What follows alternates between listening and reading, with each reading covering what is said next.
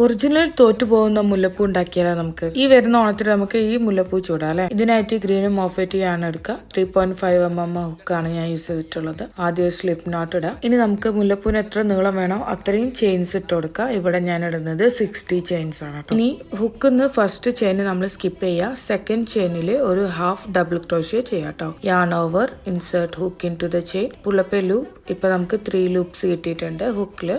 Now yarn over ചെയ്തിട്ട് 3 ലൂപ്പിലൂടെ പുള്ള് ചെയ്യുക. ഇതാണ് ഒരു ഹാഫ് ഡബിൾ ക്രോഷ്യ.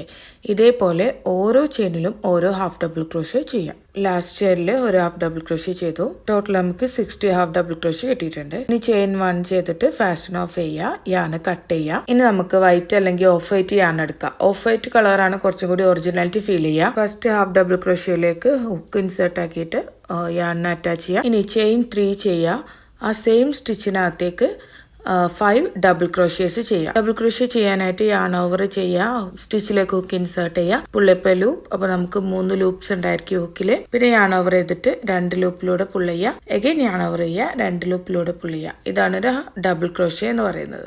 അങ്ങനെ ടോട്ടൽ 5 നമ്പർ ഓഫ് ഡബിൾ ക്രോഷ്യേഴ്സ് ആണ് നമ്മൾ ആ സ്റ്റിച്ചിലേക്ക് ചെയ്യേണ്ടത്. 5 ഡബിൾ ക്രോഷ്യ ചെയ്ത് കഴിഞ്ഞിട്ട് ഹുക്കിനെ ഇതേപോലെ റിമൂവ് ആക്കുക. ഇനി ഫസ്റ്റ് ഡബിൾ ക്രോഷ്യയിലേക്ക് ഹുക്കിനെ ഇൻസേർട്ട് ചെയ്യുക. എന്നിട്ട് ഈ ലൂപ്പിനെ ഇതുപോലെ ഹുക്കിലേക്ക് ഇൻസേർട്ട് ചെയ്യുക. ഇതുപോലെ എന്നിട്ട് ഈ ലൂപ്പിനെ ഈ സ്റ്റിച്ചിലൂടെ പുള്ള് ചെയ്യുക. ഇതിനെയാണ് ഒരു പോപ്കോൺ സ്റ്റിച്ച് എന്ന് പറയാം. ഇനി ചെയിൻ 2 ചെയ്യാം. നെക്സ്റ്റ് സ്റ്റിച്ചിലേക്ക് ഒരു സ്ലിപ്പ് സ്റ്റിച്ച് ചെയ്യാം. സ്ലിപ്പ് സ്റ്റിച്ച് ചെയ്യാൻ ഹുക്കിനെ ഇൻസേർട്ട് ആക്കുക. ഒരു ലൂപ്പ് പുള്ള് ചെയ്യുക. സെയിം ലൂപ്പിനെ ഹുക്കിലുള്ള ലൂപ്പിലേക്ക് പുള്ള് ചെയ്യുക. ഇതാണ് ഒരു ജാസ്മിൻ ഫ്ലവർ. ഇനി ഇതേപോലെ ഈ സ്റ്റെപ്പ് റിപ്പീറ്റ് ചെയ്യുക. 2 ചെയിൻ ചെയ്യുക. ആ സെയിം സ്റ്റിച്ചിലേക്ക് 5 ഡബിൾ ക്രോഷ്യ ചെയ്യുക. അതിനെ പോപ്കോൺ സ്റ്റിച്ച് ആക്കുക.